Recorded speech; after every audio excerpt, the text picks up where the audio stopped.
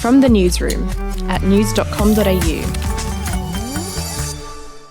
G'day, I'm Andrew Bucklow and this is the latest from the Newsroom. It's Monday the 18th of January. We'll start with the Australian Open, and world number one Novak Djokovic has reportedly issued a letter of demands to tournament director Craig Tiley.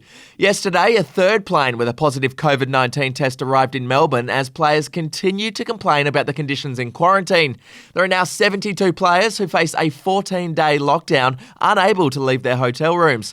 Djokovic has reportedly requested that as many players as possible be moved to private houses with a tennis court to facilitate training.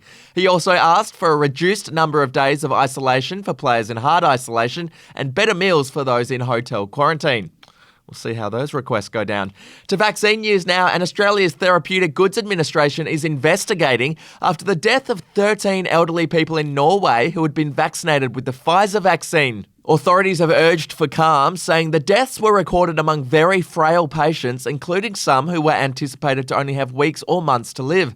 Australia has ordered 10 million doses of the Pfizer vaccine. Overseas now, and authorities in Washington DC have frozen access to most of the city's tourist attractions ahead of Joe Biden's inauguration at the US Capitol. More than 20,000 National Guard troops have been deployed to enforce a green zone, taking in the Washington Mall, White House and the Capitol building, where Mr. Biden will be sworn in on Thursday. Over the weekend, a man with a handgun and more than 500 rounds of ammo was apprehended trying to drive through a US Capitol checkpoint using fake inaugural credentials. Music producer Phil Spector, who worked with some of the biggest bands of the 1960s, including the Beatles, has died in prison.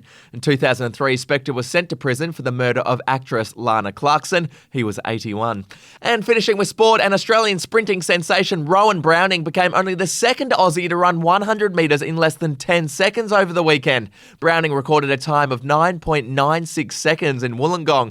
Unfortunately, the run wasn't eligible for Olympic qualification due to a tailwind. The 23-year-old will need to crack 10.05 seconds with the allowable wind assistance to give himself a shot at wearing the green and gold in Japan at the Olympics.